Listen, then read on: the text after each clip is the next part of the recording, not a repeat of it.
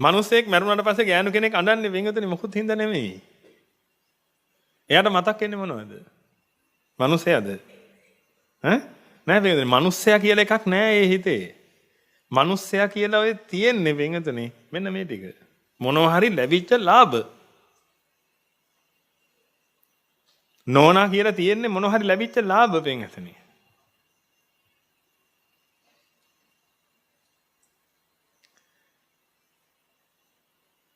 ආදරෙන් කතා කළා. ලෙඩ දුකට බැලුවා.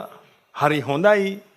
මොනවා හරි වෙන්ගතුනේ ඔය තියෙන ලාභ මොනවා හරි තමන්ට ආස්වාදයේ දුන්න දේවල්. ඒ මනුස්සයා මැරිච්ච ගමන් වෙන්ගතුනේ. මෙයාට අහිමුනේ මොනවද? මේ ආස්වාද. ඇයි ඔච්චර දුක? වෙන්ගතුනේ ආස්වාද ආයේ ගන්න බැරි වෙන නිසා. එහෙම මේ ඔය අත්දැකීම් විඳපුවා ඉන්නව නේද වෙන්ගතුනේ? ඇත්තට මේ වෙලාවට දරන්න බැරි තරම් පපුවට වේදනාවක් කරන්නේ.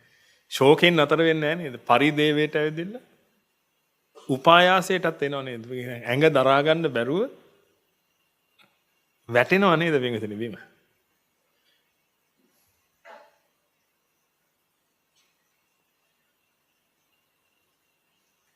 ඒ මොකුත් හින්දා නෙමෙයි වෙන්ගතුනේ.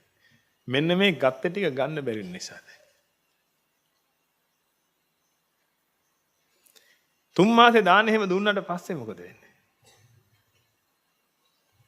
මේ ටික දෙන්න පුළුවන් කෙනෙක් ආයෙ මුණ ගැහෙනව නේද? අවුරුද්දේ දානෙවත් දෙයිද?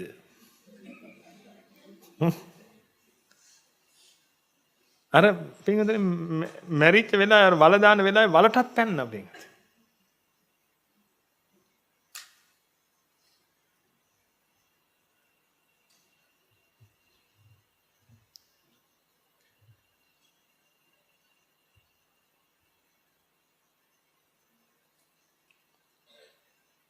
ඒකක්වත් බොරු නෙමෙයි.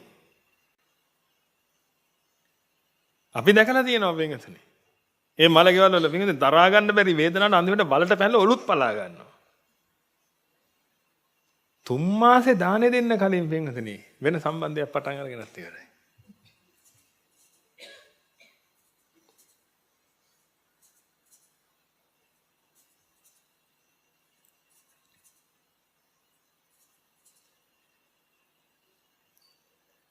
බලුකමද? ඒකට කියන්නේ බලුකමද? නෑ වෙන්ගතුනේ. අනුකම්පා කරන්න ඕනේ.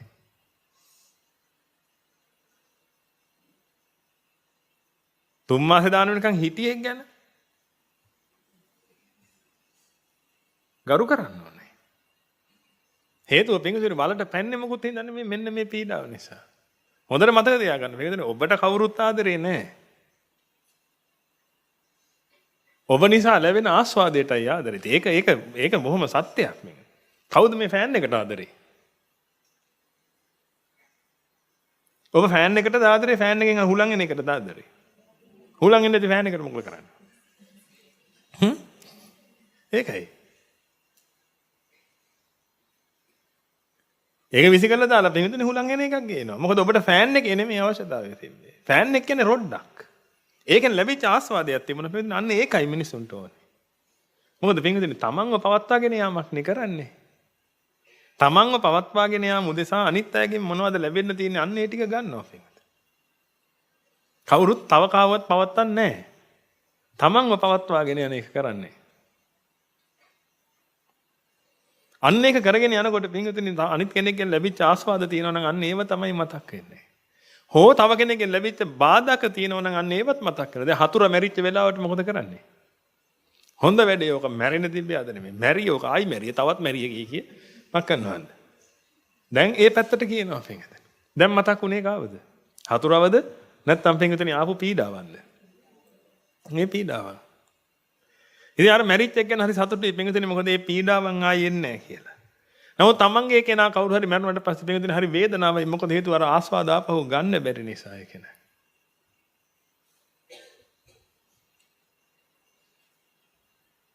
ඒක තමයි පින්විතනේ සාමාන්‍ය විදිය. එහෙනම් ඔබ හොඳට තේරුම් ගන්න පින්විතනේ.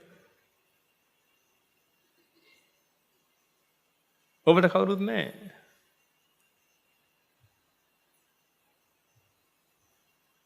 දැන් කරගත්තොත් විතරයි. කොච්චර ආදරේ වුණත් ඔබට කවුරුත් නැහැ පින්වතුනි. ඔබගේ දරුවා කොච්චර ආදරේ වුණත් පින්වතුනි ඔබ මැරිලා ගියාට පස්සේ නූල් පොටක්වත් දෙන්න බෑ දරුවාට.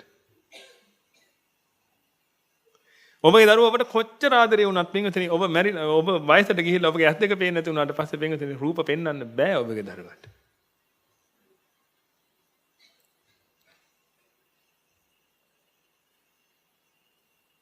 ඒ කියන්නේ ඔබට දුක් විඳින්නම වෙනවා කියලා තේරෙන්නේ නැද්ද? එහෙනම් මේ භද්‍ර යවුවනේ මේ තරුණ කාලේදී තාම ඔබට අවුරුදු 60ක් නුන්නේ නැහැ නේද? මේ කාලේදී වීරිය කරන්න. මොකටවත් මේ සම්මා ආජීවයෙන් ජීවිතය ගෙවන්න. ඒ කියන්නේ පින්වතුනි මෙන්න මේ කාරණාව තේරුම් ගන්න. මේක තේරුම් අරගෙන මේකෙන් නිදහස් වෙන්න.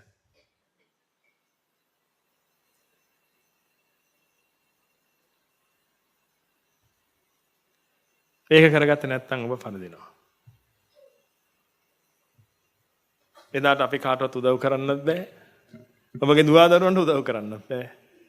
ඔබට උදව් කරගන්නත් බෑ. අන්න ඒක තමයි පින්වතුනි නියම අනාථත්වය.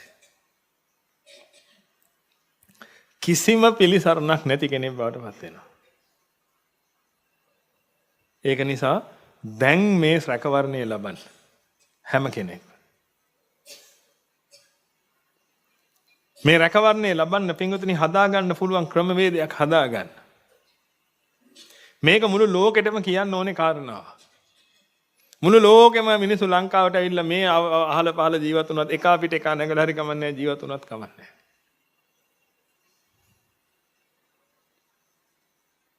හැමෝටම ගැලවෙන්න තියෙන්නේ ඔන්න ඔතන. ලොකු පිරිසකට ගැලවීමක් නැතුව පින්වතුනි විනාශ වෙලා යනවා. නමුත් ඔබට ගැලවීමක් තියෙනවා. ඔබ මහ පුදුම වාසනාවන්තයි. පින්වතුනි ඔබට මේ කියන ටික ඇහෙනවනේ.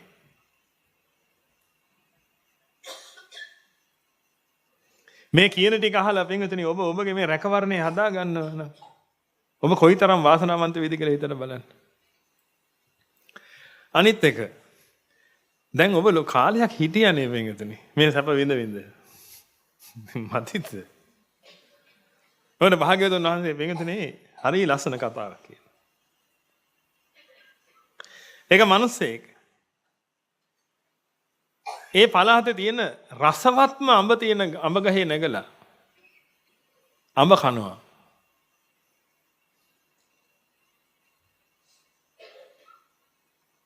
තව මිනිස්සෙක් ඇවිදින්න පින්වතුනි ඒ මනුස්සයාට අඹ ගහට නැග ගන්න බැරි නිසා ඒ මනුස්සයා පින්වතුනි යට ඉඳගෙන අඹ ගහ කපනවා. භාග්‍යවතුන් වහන්සේ අහන්නේ දැන් අඹ කෑව නේද කාලයක්?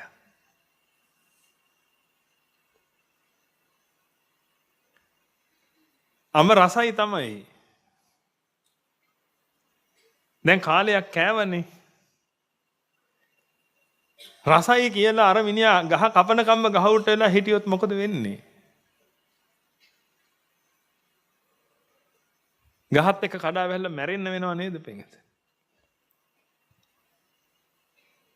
එහෙනම් ඊට කලින් ගහෙන් බහින්න ඕනේ නැද්ද?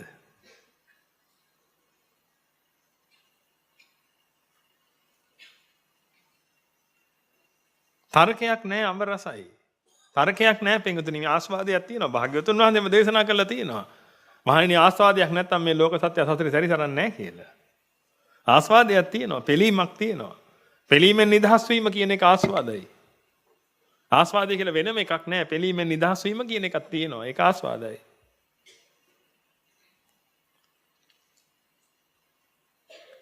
දැන් ඔබ වැළඳුවා නේද පින්වතුනි කාලයක් අඹ? දැන් අඹ ගහ කපන්නනේ යන්නේ. ඔබට ඒක තේරෙනවද? දැන් බහින්න නැතුව හිටියේ. ඕකෙන් පල්ලට ඇහලා මැරෙන්න වෙනවනේ. ඒකයි මතක් කරන්නේ. තරුණ දරුවනේ දැන් ඔය අඹ කෑවේ. ඇති තෑක් කෑවේ දැන්. අවුරුදු 20යි 30යි 40ට තරුණයි කියලා කියමුකෝ.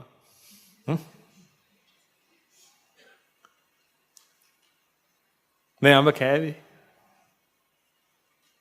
එක එක જાතියේ පංචකාම ආස්වාද වින්දේ හරි ඔක්කොම හරි. දැන් බුද්ධිමත් වෙන්න. ගහ කපන්න හදන්නේ. ඔකෙන් බහින්න ඉක්මනට. තව ලස්සන උදාහරණයක් තියෙනවා.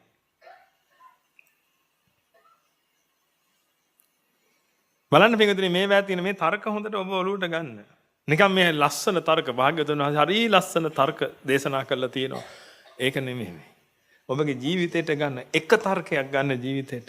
ගත්තොත් ඔබ වෙනස් වෙනවා. ඔබගේ ජීවිතේට මහා පුදුම වාසනාවන්ත කාලයක් උදා වෙනවා. මොකද මේ ධහම තේරෙන්න නිසා පිටුතුනේ අපිට තේරෙනවා ඔබ හිතන් හිටියට ඔය මූණ ඔබේ කියලා එහෙම එකක් නැහැ කියලා. ඔය මූණවත් ඔබේ නෙමෙයිනේ පිටුතුනේ. ඔය හිතවත් ඔබේ නෙමෙයිනේ පිටුතුනේ. ඔබ කියලා ඒකුත් නැහැ. ඒකත් ඔබට හිතන එකක් විතරයි නෝ හිතට. අත්තාහි අත්තනෝ නත්තිනේ පිටුතුනේ. අන්තිමට. පුත්තාමත්ති ධනම්මත්ති ඉතිබාලෝ විහඤ්ඤති. අත්තාහි අත්තනෝ නත්ති කුතෝ පුත්තෝ කුතෝ ධන. මට දරුවෝ ඉන්නවා මට දේපොළ තියෙනවා වතු පිටි ඉඩ කඩන් තියෙනවා කියලා මෝඩයා මෝග පුරුෂයා හරි සතුටින් ඉන්නවා මට අහවල් දේවල් තියෙනවා මං හොඳ ආස්වාදයෙන් ඉන්නවා ආදි වශයෙන්. නමුත් අත්තාහි අත්තනෝ නත්ති පින්වදෙනි තමන්ට තමන්වත් නැහැ.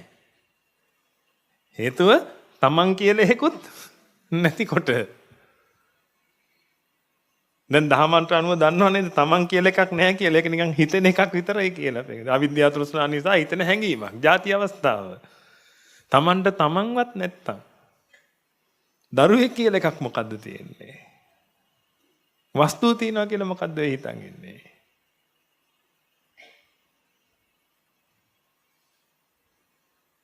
ඔබ මේ මූණ වෙනුවෙන් දින්නේ මං තාම තරුණයි මේ මූණ ලස්සනයි ඒක නිසා තව ටික කලක් ඉන්නවා. ඒක නිසාද ඔබට ඉන්න හිතෙන්නේ. මං තාම පොඩි. ඒ කියන්නේ මොකද්ද පොඩි? මේ කය තාම පොඩි. තව මේක ලොකු වෙනකන් ඉන්න ඕනේ කියන්නේ. මේ කය තමයි මං. මේක තාම පොඩි. තව ලොකු වෙනකන් ඉන්න ඕනේ. තාම මං කසාද බැන්දෙත් නැහැ.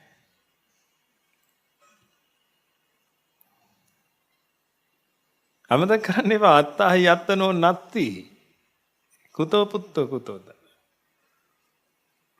ඕකේ මම කියලා එකක්වත් නැතිකොට ඕකේ පුතෙක් හොයන්නේ.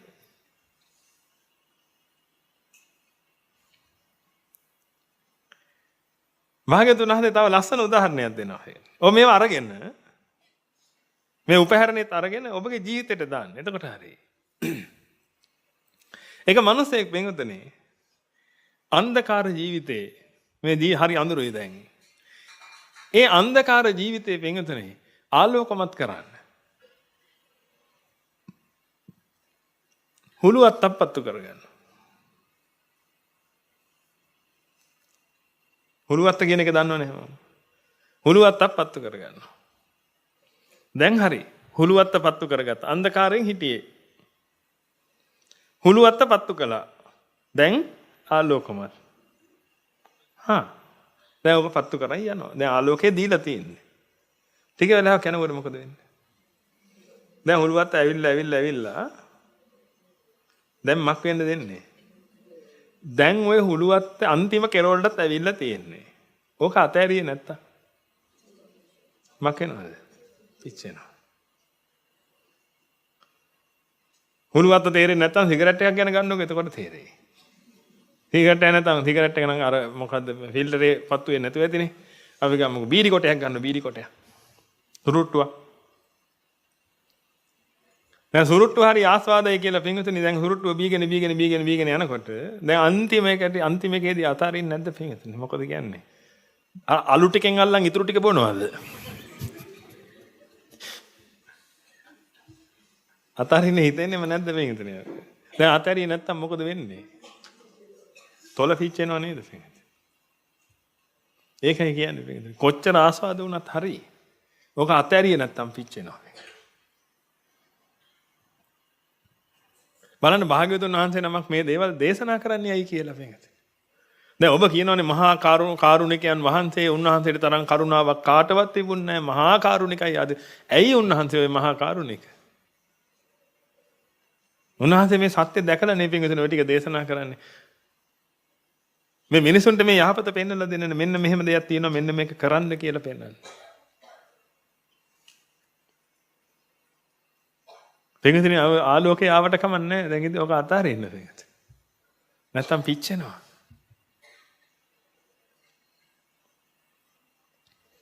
අම රසයි තමයි පින්වතුනි. ඔක අතාරේ ඔගෙන් ගහෙන් බහින්න පින්වතුනි දැන්. දැන් කාලය ගහේ ඉන්නේ. කෑවනේ ඔක්කොම හරිනේ දැන්. බලන්න ඉතින් ඔබ ගහෙන් වැල්ලා මලේ නෑනේ පින්වතුනි. කී දෙනෙක් ඔය අඹ කකා ඉන්නකොට ගහෙන් වැල්ලා මලාද? ඔබ ගහෙන් වැල්ලා මලේ නෑනේ. ඔබට තාම chance එක තියෙනවනේ ඔය ගහෙන් බහින්න. දැන් ඔබ බලන් ඉන්නේ පින්වතුනි ගහ පල්ලේ වැටිලා මැරෙන්නද? එහෙම නැත්නම් ගහ කපද්දි වැටිලා විනාශ වෙන්නද? ওই දෙකෙන් එකකට මුහුණ දෙන්න වෙනව නේද? තව ටිකක් හිටියොත් එහෙම. මොකද ගහ කපනවා පින්වතුනි.